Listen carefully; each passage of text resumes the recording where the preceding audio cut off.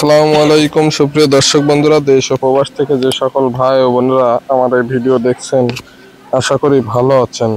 বরাবরের মতো আমিও ভালো আছি। হ্যাঁ, আমি এখন যে গরুটা আপনাদেরকে দেখাতে চলেছি, এই গরুটা কিন্তু একদম কাবু গরু এবং গরুটা 6 মাসের প্রেগনেন্ট আছে। তাই গরুটার আমি শুরুতে শেষ পর্যন্ত কি কি ঔষধ দেব সেটাই মূলত আপনাদেরকে দেখাবো। কিভাবে এরকম একটা হাড্ডিসার গরুকে আপনারা মোটাতাজা করবেন বা পূর্ণ জৈবন ফিরে নিয়ে আসবেন। যাই হোক, আমার হাতে দেখতে পাচ্ছেন বামাতে ক্যাটাফাস, ডাইনাতে অ্যামাইনোভেট এবং রয়েছে হিমপ্রোভেট, হিমোভেট অথবা ব্লাডিং ইনজেকশন। এই তিনটে, হিস্টাভেট দিয়ে 4টে। আমি এখন হিস্টাভেট দিয়ে নিচ্ছি 20 সিসি।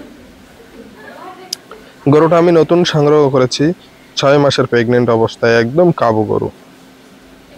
এর গায়ে হাড় আর চামড়া ছাড়া কিছু নেই। আমি কিমরির ঔষধ দিয়েছি, লিভার টনিক, জিঙ্ক দিয়েছি, তারপরে কিন্তু ভিটামিন দিচ্ছি।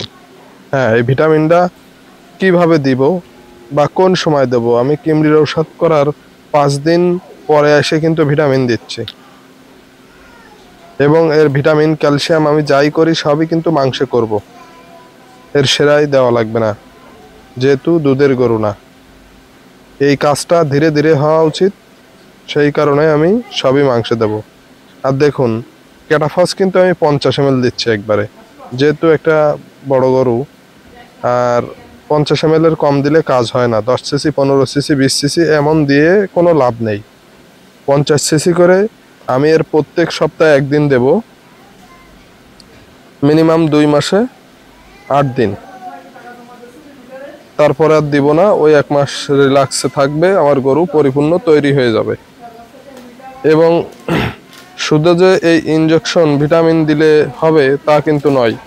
আর অ্যামাইনোভেট যারা দিবেন সবসময় নতুন সিরিঞ্জ দিয়ে বের করে নেবেন, তাহলে কিন্তু আপনার অ্যামাইনোভেটটা ঘোলাবে না, নষ্ট হবে না।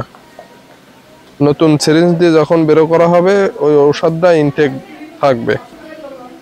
প্রথম দিন আপনি নতুন সিরিঞ্জ দিয়ে বের করলেন, পরের দিন ওই সিরিঞ্জ দিয়ে বের করে দিয়ে দিলেন, তাহলে আপনার ওষুধটা ঘোলালো না, ভালো থাকলো এবং দিতেও পারবেন। দেখুন, অ্যামাইনোভেট নতুন সিরিঞ্জ দিয়ে দিচ্ছি। যাই হোক, আপনাদের মাঝে এই যে সুন্দর সুন্দর ভিডিও অনেক দিন দিতে পারিনি, এর জন্য দুঃখিত। এখন তে আশা করতেছি প্রত্যেক দিনে দিতে পারবো। এবং আমি আমার এই ভিডিওটা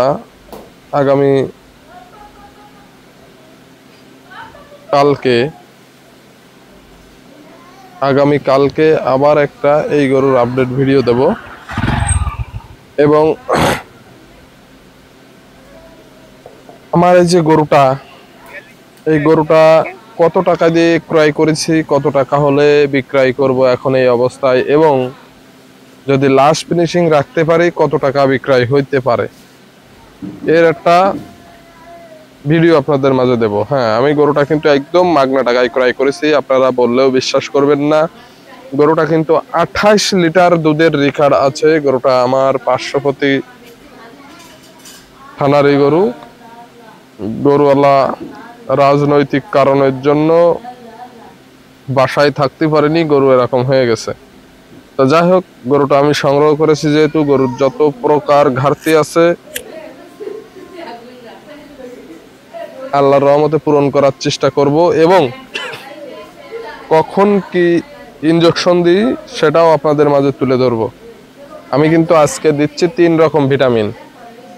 এই যে হিমপ্রোভেট বা হিমোভেট বা ব্লাডিং ইনজেকশন, তিনটাই কিন্তু আয়রন, রক্ত তৈরি করতে অত্যন্ত ভালো কাজ করে থাকে এবং খাওয়ার চাহিদা আনে, দ্রুত মাংস বৃদ্ধির কাজ করে।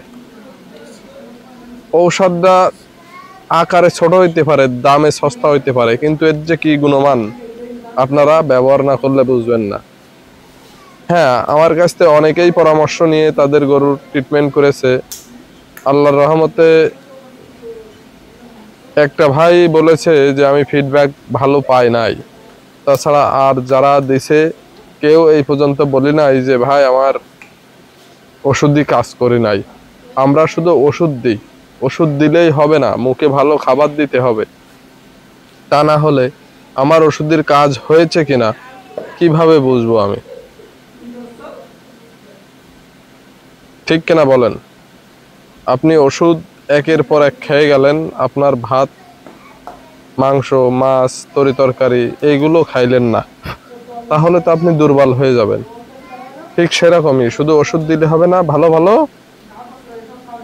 খাবার দিতে হবে এবং সঠিক টাইমে খাবার দিতে হবে।